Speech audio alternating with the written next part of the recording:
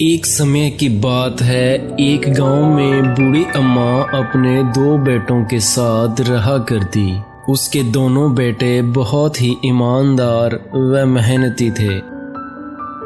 रमा का पति एक दिन अपने गुरु के पास गया था और वह कभी लौटकर नहीं आया। अरे भाई, तेरे को याद है कल का दिन बहुत ही खास है। नहीं, मुझे याद नहीं। ऐसा क्या हुआ था कल के दिन? तू घर चल, कल सुबह यह बात मैं अम्मी को याद दिलाता हूँ। अगली सुबह होते ही राम अपनी अम्मा के पास जाता है। आपको आज का दिन याद है ना माँ?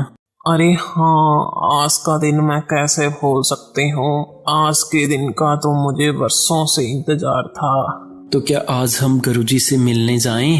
हाँ, जैसे कि गुरुजी ने बोला ही था कि 14 वर्ष पूर्ण होने पर तुम्हें तुम्हारे पिताजी की मौत का कारण बताएंगे।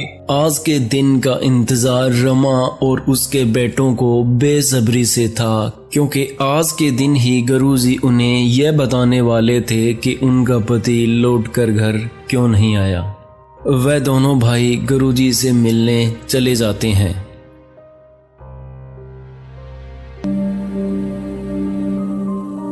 प्रणाम गुरुजी। परिणाम बेटा, जहाँ तक मुझे पता है आप दोनों रामानंद के पुत्र हो। हाँ गुरुजी, हम उन्हीं के पुत्र हैं। माँ ने हमको आपके पास भेजा है। हाँ बेटा, मुझे भली भांति याद है कि तुम किस लिए यहाँ आए हो। आज मैं तुम्हें तुम्हारे पिताजी की मौत का कारण बता देता हूँ। तुम्हारे पिताजी बहुत ही नेक व बहादुर इंसान थे। एक दिन हम जंगल से जा रहे थे तो अचानक शेर ने हम पर हमला कर दिया। उन्होंने शेर से हमारी जान तो बचा ली, पर वह खुद को नहीं बचा पाए। खैर, उनके भाग्य में ऐसी मौत ही लिखी थी बेटा। ऐसा सुनकर राम व श्याम की आंखें नम हो गई।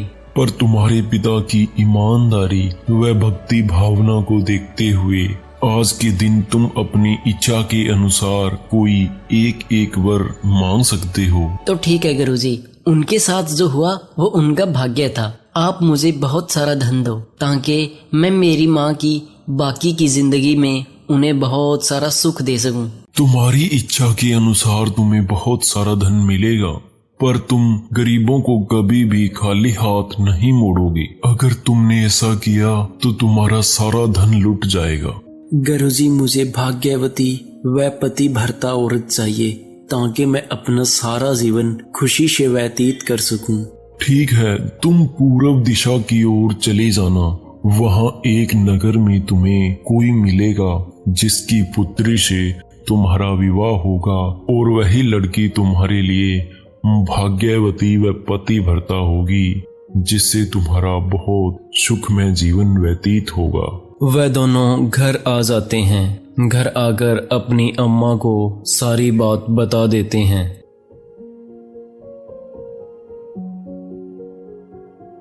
जैसा कि गुरुजी ने बोला, श्याम अपने खेतों में बहुत मेहनत करता है और उसे बहुत सारे धन की प्राप्ति होती है। वहीं पूर्व दिशा की ओर चलने पर राम एक नगर में पहुंच जाता है। गांव के बीचों बीच वहां पर बहुत सारे आदमी इकट्ठा हुए थे। तभी राम गांव के किसी आदमी से पूछता है, यहाँ क्या हो रहा है भाई? इतने लोग क्यों इकट्ठा हुए हैं? अरे भैया, ये गांव का धनी मुखिया है। जिस किसी ने भी इसकी पहेली को सुलझा दिया, उसी के साथ ये अपनी पुत्री का विवाह करेगा भाई। मुखिया ने 6 गिलास ले रखे थे। उनमें 3 में पानी था और 3 खाली थे। वह चाहता था कि कोई भी एक गिलास को छूकर ऐसे कर्म में गिलास कर दे कि एक में पानी हो और एक खाली हो।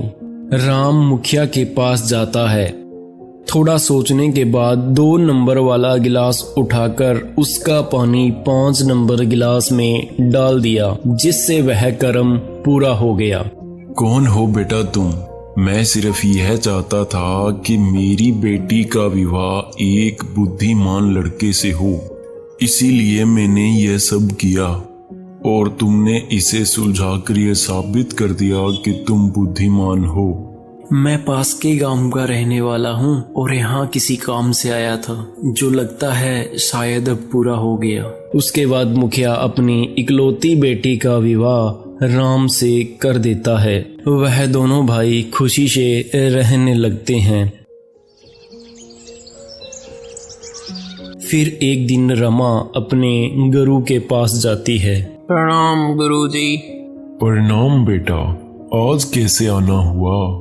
गुरुजी, आपने मेरे बेटों पर बहुत उपकार किया, पर मैं आपसे ये पूछने आई हूँ कि अगर आपने अपनी कृपा से ही हमारे दुख दूर करने थे तो ये 14 वर्ष का इंतजार क्यों गुरुजी? देखो बेटा, हर इंसान को समय से पहले और भाग्य से ज्यादा कभी कुछ नहीं मिलता। तुम्हारे बेटों के भाग्य में इसी समय यही सब मिलना लिखा था, जो उन दोनों को समय आने पर मिल गया। हम सभी को भी मेहनत करते रहना चाहिए ताकि हमें भी अपने भाग्य का लिखा मिल सके।